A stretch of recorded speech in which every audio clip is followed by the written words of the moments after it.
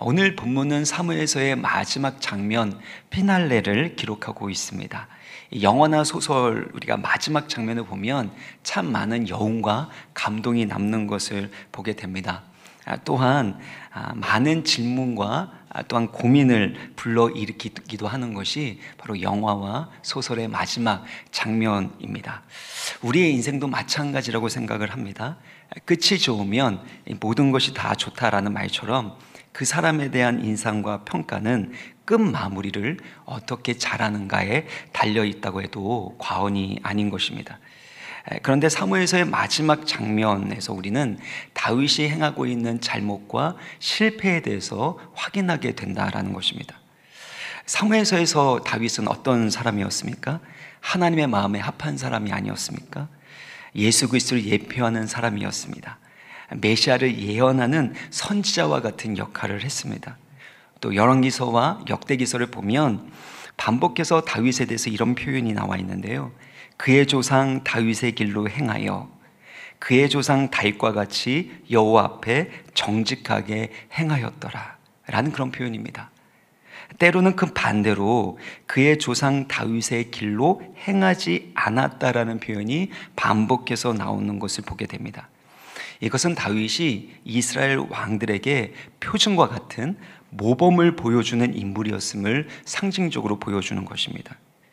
그래서 성경 저자가 다윗의 마지막 장면을 성공적이고 아름다운 모습에 그리는 것이 아니라 다윗의 잘못과 실패를 그리고 있다는 것이 다소 당황스럽고 이해가 잘 되지 않을 수 있는 것입니다.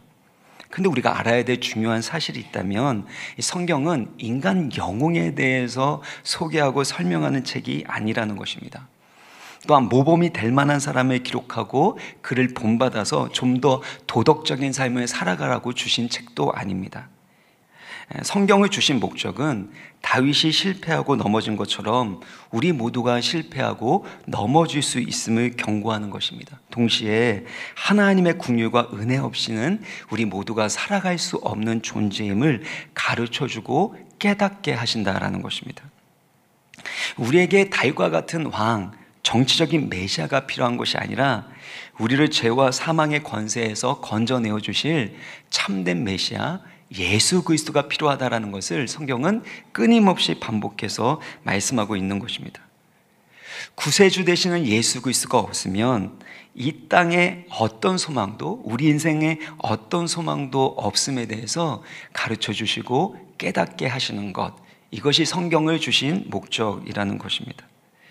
그래서 우리도 다윗처럼 처음부터 끝까지 하나님의 긍휼과 은혜를 붙들며 살아가야 한다라는 것입니다. 겸손하게 나도 잘못할 수 있고 나도 실수하고 실패할 수 있음을 인정하고 겸손히 주님의 은혜와 긍휼만을 의지하는 삶을 살아가게 될 때 하나님이 우리를 붙들어 주시고 우리를 향한 하나님의 선한 뜻을 이루어 주실 줄 믿습니다. 그렇다면 다윗이 어떤 잘못을 했는지 어느 부분에서 넘어졌는지를 살펴보겠습니다. 우리 1절의 말씀을 같이 읽겠습니다. 시작. 여호와께서 다시 이스라엘을 향하여 진노하사 그들을 치시려고 다윗을 격동시키사 조사하라 하신지라. 여호와께서 다시 이스라엘을 향하여 진노하셨다라고 표현하고 있습니다. 이것은 이스라엘이 여호와 앞에 범죄했다라는 의미인데요. 사무엘하 21장을 보면 1절에 보면 3년 동안 기근 흉년이 일어나게 됩니다. 그것은 사울의 집안이 하나님의 언약을 깨트리고 기브온 족속을 쳤기 때문입니다. 그들을 죽였기 때문이라는 것입니다. 이번에도 하나님께서 진노하시는데 무슨 이유로 그런 진노를 내리시는지, 이스라엘이 어떤 잘못을 죄악을 저질렀는지 정확하게 알 길이 없습니다. 근데 중요한 것은 하나님께서 진노하심으로 이스라엘 백성들을 치시기 위해서 다윗을 격동케 하셨다라는 것입니다. 근데 여기에서 오해하시면 안 되는데, 하나님께서 다윗에게 악을 행하셨다, 다윗이 악을 행하도록 그렇게 조종하셨다라는 것으로 이해하시면 안 됩니다. 이스라엘의 출애굽 과정 가운데 하나님께서는 그의 큰 구원을 나타내시기 위해서 바로의 마음을 완악하게 하시고 강팍하게 하시는 것을 볼 수 있습니다. 그런데 성경을 보면 바로가 스스로 그 마음을 완악하게 했다. 바로가 스스로 그의 마음을 강팍하게 했다라는 표현도 나옵니다. 그리고 나서 하나님께서 그의 마음을 강팍하게 하셔서 하나님의 큰 구원을 나타내 주셨다고 표현하는 것을 볼 때 결국에는 바로가 완악한 마음을 품도록 내버려 두시고 바로의 완악한 마음을 사용하셔서 하나님의 구원의 역사를 이루어 가시는 것을 나타내는 것입니다. 한마디로 하나님의 주권과 섭리를 보여주기 위해서 하나님께서 다윗의 마음을 격동케 하셨다라는 표현을 사용하고 있는 것입니다. 역대상 21장 1절을 보면 이 병행 구절인데요, 여기에서는 하나님이라고 표현되어 있지 않고 사탄이 일어나 이스라엘을 대적하고 다윗을 충동했다라고 표현하고 있습니다.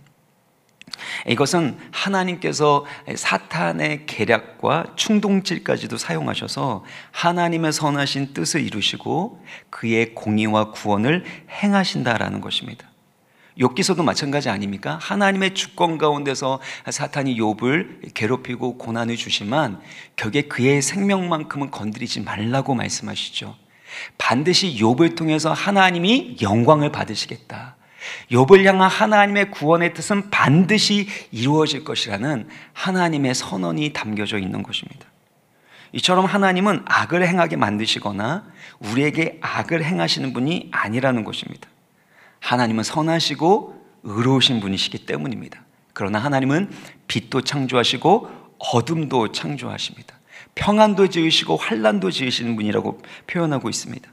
그러니까 세상의 어둠까지도 사용하셔서 인간의 잘못과 실수, 심지어 사탄의 계략까지도 사용하셔서 하나님의 빛나는 영광을 드러내시고 그의 구원의 계획을 이루시는 분이시라는 것입니다.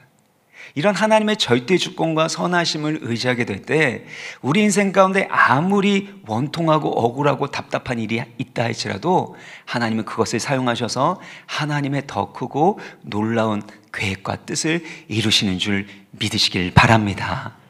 그러면 낙심하지 않을 수 있습니다. 모든 상황 가운데서 소망을 가지고 다시 시작할 수 있게 되는 것이죠. 그렇다면 다윗이 행한 인구조사는 왜 문제가 되는 것입니까? 사실 모세도 인구조사를 했습니다. 그런데 모세는 뭐가 달랐냐 하면 하나님의 말씀, 하나님의 명령대로 인구조사를 시행했던 것입니다.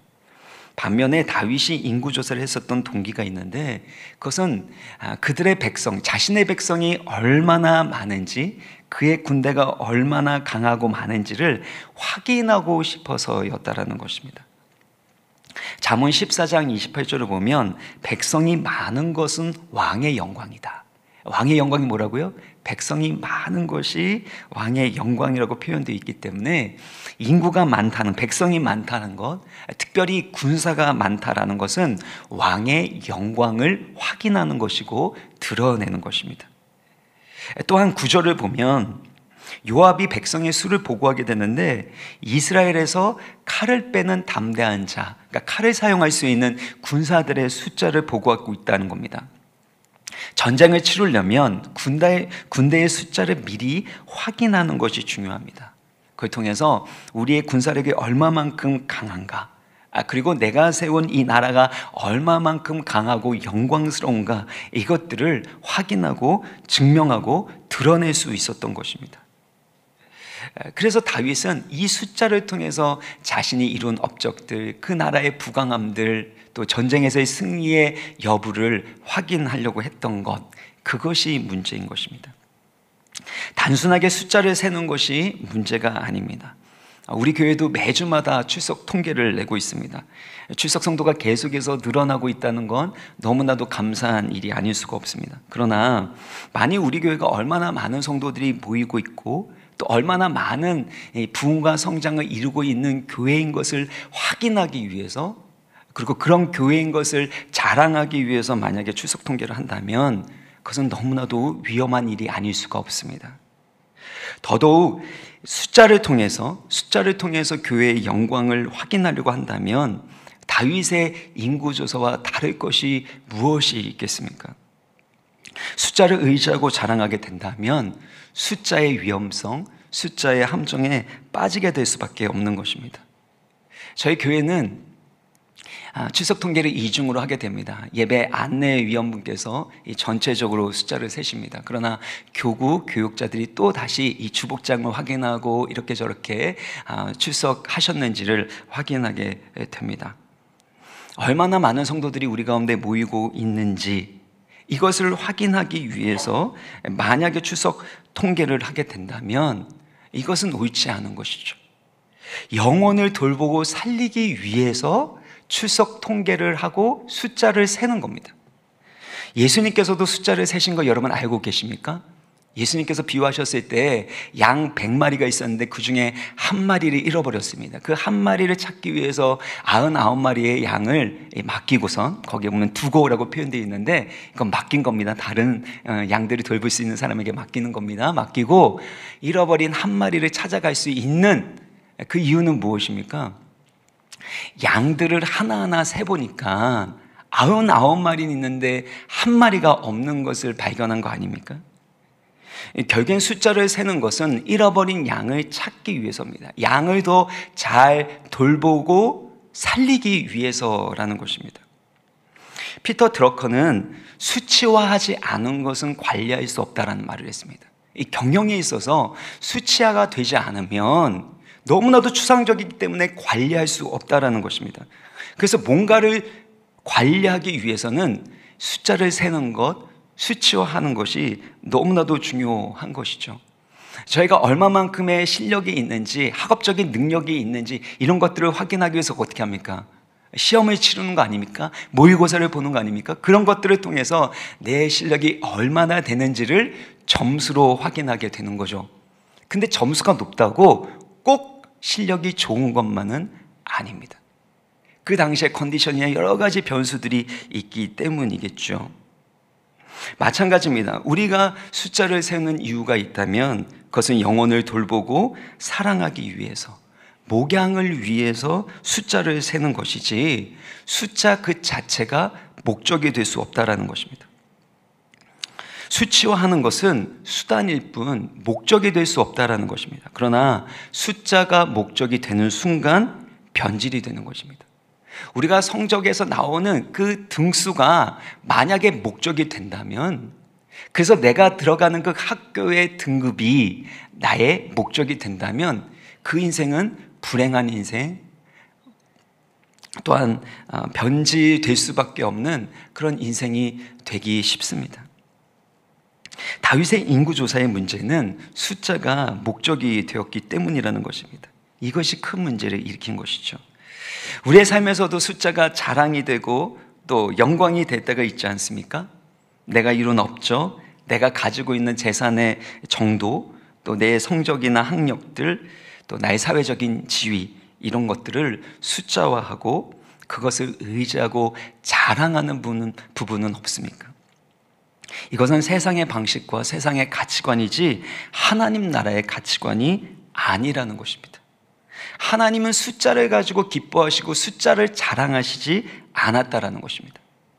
시편 33편 16절을 보면 많은 군대로 구원 얻은 왕이 없습니다. 고대 전쟁에서 가장 전쟁의 필수, 가장 강력한 승리의 요인이 있다면 그것은 많은 군대입니다. 용사가 힘이 센 것이죠. 그러나 군대가 많다고 해도 구원 얻는 왕이 없다라는 것입니다. 많은 군대와 군마를 가지게 되면 전쟁에서 승리하게 되죠. 이것은 세상의 공식입니다. 그러나 하나님 나라의 법칙은 많은 군대로 전쟁의 승리와 구원을 얻는 것이 아니라는 것입니다. 그래서 하나님께서 이스라엘을 선택하실 때 그들이 특별하게 사랑스럽거나 존귀하고 숫자가 많아서가 아니라 오히려 그 숫자가 적기 때문에 그들을 선택하시고 사랑하시고 그들을 통해 하나님의 구원의 영광을 나타내셨다고 말씀하시지 않습니까? 또한 기드온의 300용사도 마찬가지입니다.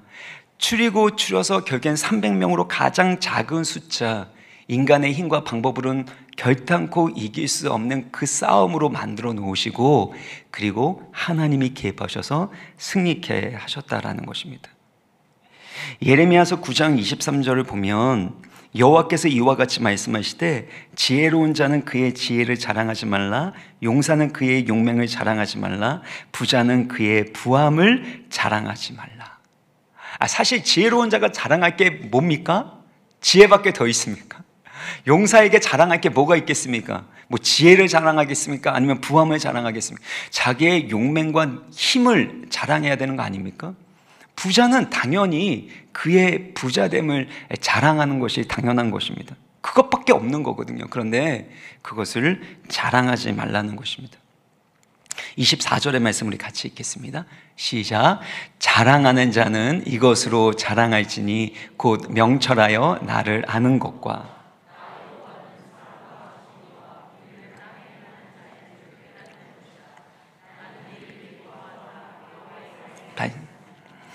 내가 가지고 있는 지혜, 용맹함, 부함 이것들을 자랑하는 것이 아니라 자랑하는 자는 명철하여 하나님을 아는 것과 또 하나님 여호와께서 사랑과 정의와 공의를 땅에 행하는 자인 줄을 깨닫고 그것을 실천하는 것, 이런 하나님을 자랑하라고 말씀하고 있는 것입니다.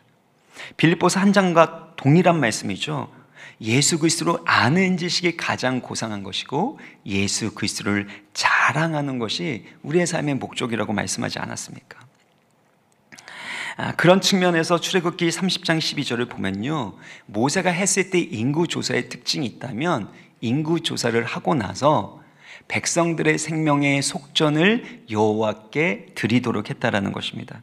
이 속전이라는 것은 하나님께서 그들을 구원하시고 지금까지 보호해 주신 은혜에 대한 감사로서 생명의 속전을 올려드리는 것입니다. 그러니까 하나님이 베풀어 주신 구원의 은혜, 그 보호하심, 이것들을 세고 감사를 올려드리는 것입니다. 사실 숫자가 늘어나는 것은 결단코 잘못된 것이 아니라 오히려 하나님의 은혜와 복입니다.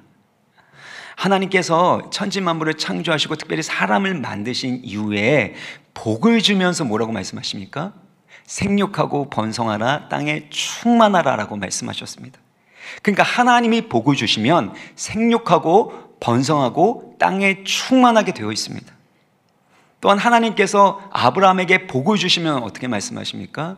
내가 너로 큰 민족을 이루겠다라고 말씀하지 않습니까?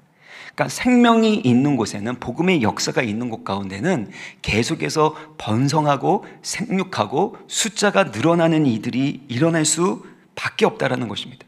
생명의 역사가 일어나는 거죠. 그게 복된 거죠. 근데 중요한 것은 우리가 복 받았다는 그 숫자를 의지하고 자랑해서는 결단코 안 된다라는 것입니다.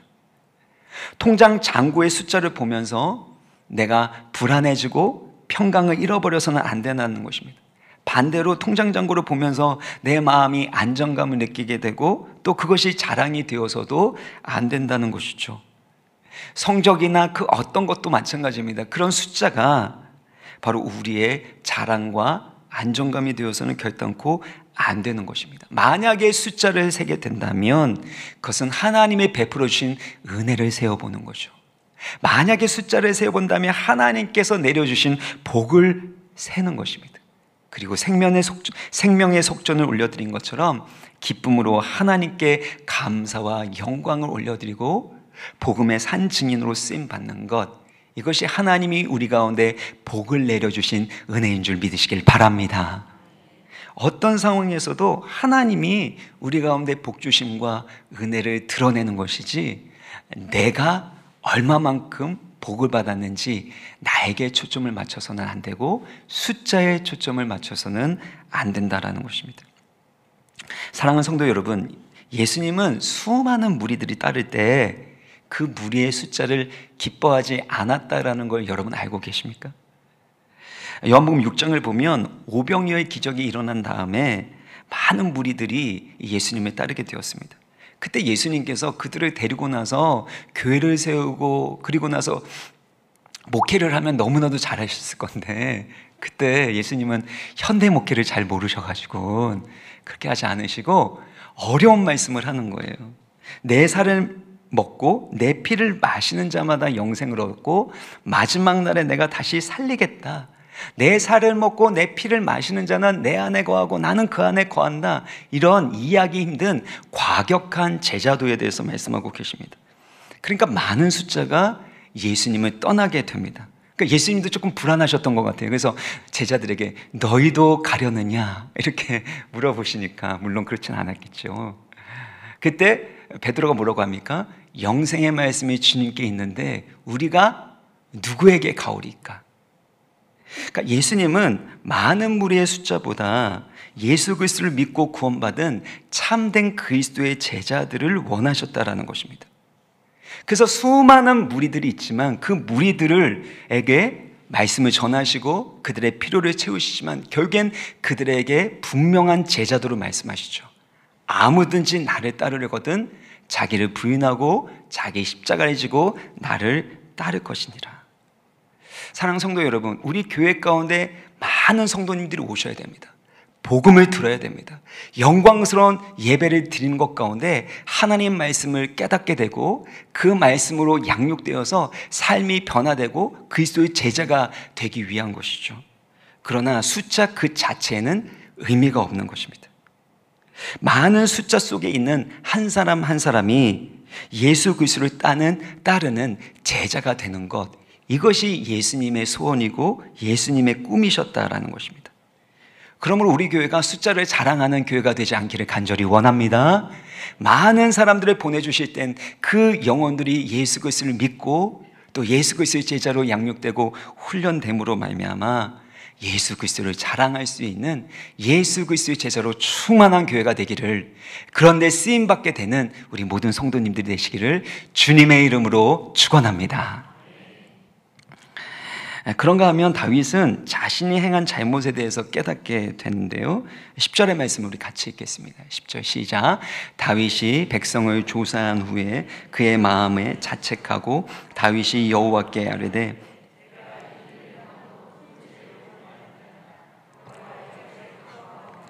종의 죄를 사하여 주옵소서. 내가 심히 미련하게 행하였나이다 아니라. 다윗이 자신의 잘못에 대해서, 자신의 미련함에 대해서 정직하고 겸손하게 인정하고 있다는 것입니다. 이것이 다윗의 강점입니다. 그는 하나님 앞에서 핑계를 대거나 변명하지 않습니다. 하나님 앞에 어쩔 수 없었다, 이런 이유였다라고 억울함이나 원통함도 내세우지 않습니다.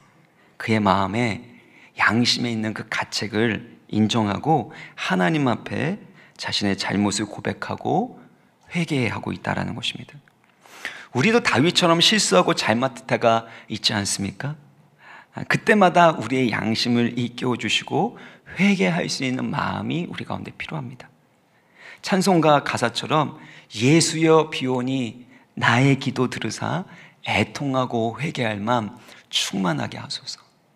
우리가 잘못된 길을 가고 있을 수 있고 하나님이 기뻐하시지 않는 그런 말과 행동을 하고 있을 때 그것에 대해서 깨달을 수 있는 애통하고 회개할 그 양심이 우리 가운데 회복되어야 됩니다. 양심이 회복돼서 회개가 일어나게 되면 다시 시작할 수 있기 때문입니다.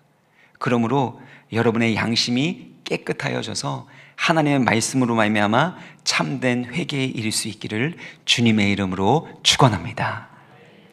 이때 하나님께서 누구를 보내셔서 하나님의 뜻을 전달하시냐면요, 11절입니다. 다윗이 아침에 일어날 때 여호와의 말씀이 다윗의 선견자 된 선지자 갓에게 임하여. 선지자 갓은 누굽니까? 이 다윗이 광야 생활을 할 때 몸과 마음이 지쳐서 모압으로 도망간 데가 있습니다. 모압 왕과 함께 이 모압 땅에서 거주하고 있을 때 하나님께서 선지자 갓을 보내십니다. 사무엘상 22장 4절을 보면 너는 이 요새에 있지 말고 떠나서 유다 땅으로 들어가라는 겁니다. 사울이 죽이려고 그렇게 미친 듯이 추격하고 있는 그 지긋지긋한 유다 땅에서 광야 생활에서 벗어나서 편안하게 그래도 안락하게 살아가고 있는데 선지자 갓을 통해서 하나님이 너 여기 모압 땅에 있지 말고 안전지대에 있지 말고 내가 지시하는 유다 땅으로 광야로 다시 들어가라 라고 말씀하시는 겁니다. 그때 이것을 전했던 사람이 선지자 갓이었습니다.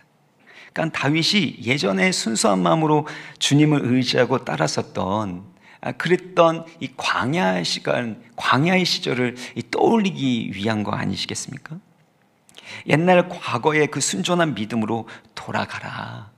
첫사랑을 잃어버리지 말고 다시금 회복하자라고 말씀하는 겁니다. 우리가 과거에 주님밖에 몰랐고 주님만 의지하고 주님께만 소망을 뒀었던 그 첫사랑의 때로 돌아가야 하지 않느냐라는 것입니다. 주님을 더욱 사랑하고 의지하는 그런 믿음이 회복되는 저와 여러분 되기를 주님으로 간절히 축복합니다. 이제 하나님은 다윗의 잘못에 대해서 심판과 징계를 선언하십니다. 13절의 말씀을 우리 같이 읽겠습니다. 13절 시작.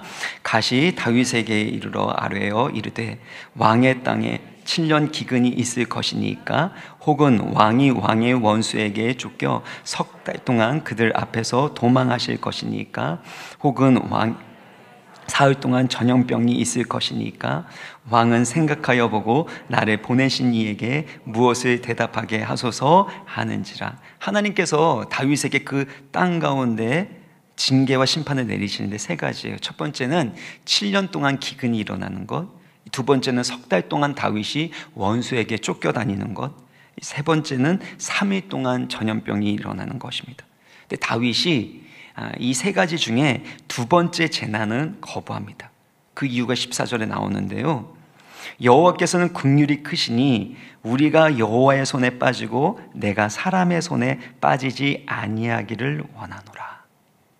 다윗은 여호와의 긍휼이 크시다라는 것들을 신뢰하고 여호와의 손에 빠지고 사람의 손에 빠지지 않기를 기도하고 있다라는 것입니다. 아무래도 다윗이 이 압살롬에게 받았던 그 반역의 그 상처가 너무나도 트라우마로 남았던 것이 아닌가 하는 생각이 듭니다. 또 사람은 얼마나 무자비하고 악독한지 다윗은 알고 있었던 거죠. 그래서 사람의 손에 넘어가게 되면 그것은 너무나도 고통스럽고 언제 끝날지 모르는 일들이 될 수 있기 때문에 긍휼이 크신 하나님을 의지하면서 이 두 번째 것, 이 원수에게 쫓겨다닌 것만 제외하고 맡깁니다. 그랬을 때 하나님이 첫 번째와 세 번째 중에 무엇을 하시냐 하면 3일 동안, 세 번째 것이죠. 3일 동안 전염병을 내리십니다. 여호와의 천사가 그들을 쳐서 전염병으로 7만 명이 죽게 되는 참으로 비극적이고 고통스러운 사건이 일어나게 됩니다. 그러나 이 과정 또한 하나님이 행하신 일이죠. 왜냐하면 다윗이 그토록 의지했었던 것이 무엇입니까? 인구였고 군사였고 결국엔 숫자였습니다. 다윗이 의지하고 자랑하던 그 숫자가 허물어져 버리는 것입니다. 하나님 외에 의지하고 자랑했었던 것들이 허물어지게 하시는 것입니다. 내가 의지하고 자랑했었던 그 모든 것을 사도 바울이 나중에 뭐라고 표현합니까? 다 손해로 여기고 배설물로 여긴다라고 고백하지 않습니까? 우리의 신앙의 자리가 그런 자리입니다. 신앙이 계속해서 성장하고 성숙할수록 세상에서 자랑하는 것들, 의지했던 것, 그런 것들을 손해로 여기고 그런 것들을 배설물로 여기는 자리에까지 나아가도록 하나님이 우리를 인도하고 계신다는 것입니다. 사랑하는 성도 여러분, 하나님은 우리가 의지하는 세상의 것들이 무너지기를 원하시는 겁니다. 육신의 것이 허물어지게 되면 영적인 것이 세워지기 때문입니다. 육신의 왕국, 내가 왕이 돼서 살아가는 육신의 왕국이 허물어지면 성령께서 다스려 주시는 성전이 세워질 수 있기 때문이라는 것입니다. 그러므로 어떤 상황에서도 여러분 하나님의 성전으로 세워지기를, 세상에 어떤 것도 하나님보다 더 사랑하고 의지하는 것 없이 바울처럼 주님을 아는 것이 가장 고상하고 주님을 위하여 살아가는 삶이 가장 영광스러운 삶인 것을 고백할 수 있는 그런 믿음의 여정 되시기를 주님의 이름으로 축원합니다. 또한 출애굽기 30장 12절을 다시 한번 보시면은요, 생명의 속전을 여호와께 드리게 되는데, 드리면 어떤 일이냐면 인구 조사를 해도 그들 가운데 질병이 없게 될 것이라는 것입니다. 그러니까 다윗이 범죄한 이후에, 그리고 하나님께서 이스라엘을 치시려고 하는 그 모든 과정 가운데 하나님의 신실하신 말씀이 성취되고 있는 것을 보게 됩니다. 이것은 다윗의 잘못만은 아닙니다. 앞서 1절에 말한 것처럼 하나님이 이스라엘 백성들에게 진노하셨기 때문에 결국엔 그 일을 이루기 위해서 이 모든 이들을 사용하셨던 것뿐이라는 것입니다. 그리고 하나님께서 말씀하신 그 인구조사를 통해서 결국에는 생명의 속전을 하나님 앞에 드리는 하나님의 은혜만을 의지하는 백성으로 만들어가기를 원하셨던 것이죠. 그리고 그렇지 않는 것에 대해서 토라의 말씀대로 질병이 그 땅 가운데 임하게 되는 고통스러운 결과가 일어난 것이기도 합니다. 우리가 반드시 기억해야 될 것은 우리의 힘과 능력으로 방법으로 살아가는 것이 아닙니다. 결국엔 영원하신 하나님의 말씀으로 그 언약의 말씀이 우리의 삶 가운데 성취되는 삶으로 우리가 살아가는 것입니다. 그러므로 하나님의 영원하신 말씀으로 살아감으로 하나님의 선하신 뜻이 이루어지는 복된 삶이 되기를 주의 이름으로 축복합니다. 이런 과정에서 다윗에게 영적인 눈이 열렸습니다. 전염병으로 예루살렘을 멸하려고 하는 천사를 보게 되었는데 그가 아라우나 타작 마당에 서 있는 것을 보게 된 것입니다. 참 놀랍죠? 이 다윗에게 영적인 눈이 열려서 여호와의 천사를 보게 되었다라는 것입니다.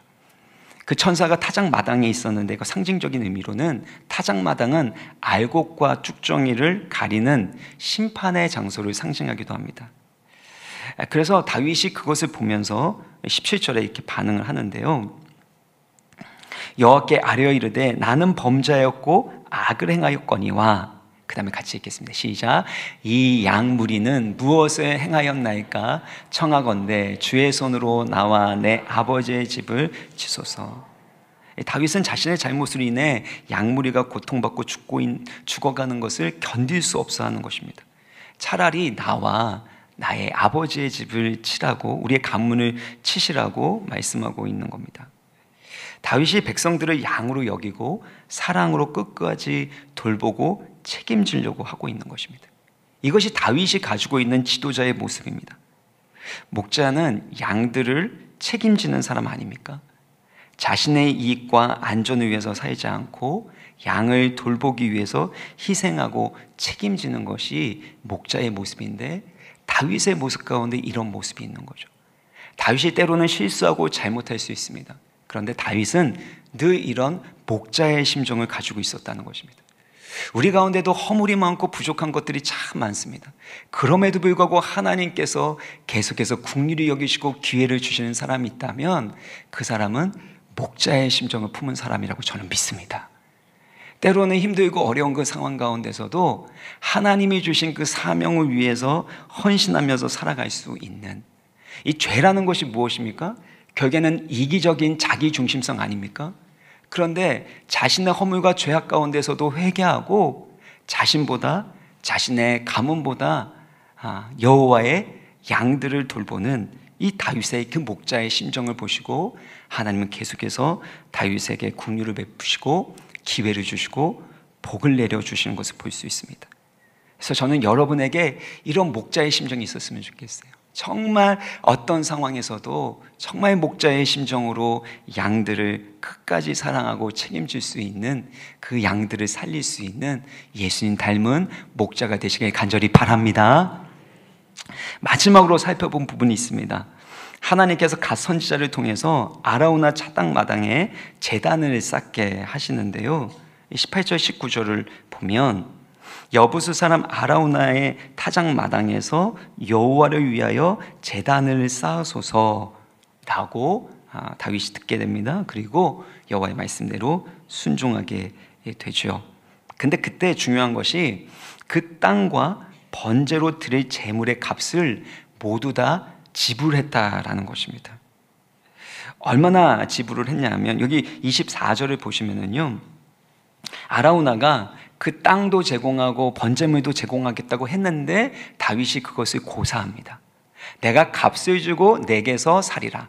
값 없이는 내 하나님 여호와께 번제를 드리지 아니하리라. 값 없이는 내 하나님 여호와께 번제를 드리지 아니하리라. 그러고 나서 은 50세겔을 지불하고 타작 마당과 산을 소를 사는 것을 볼 수 있습니다. 근데 사실 역대기를 읽어보면은요, 금 600세겔을 지불했다라고 나옵니다. 은 50세겔과 금 600세겔 너무 차이가 크지 않습니까?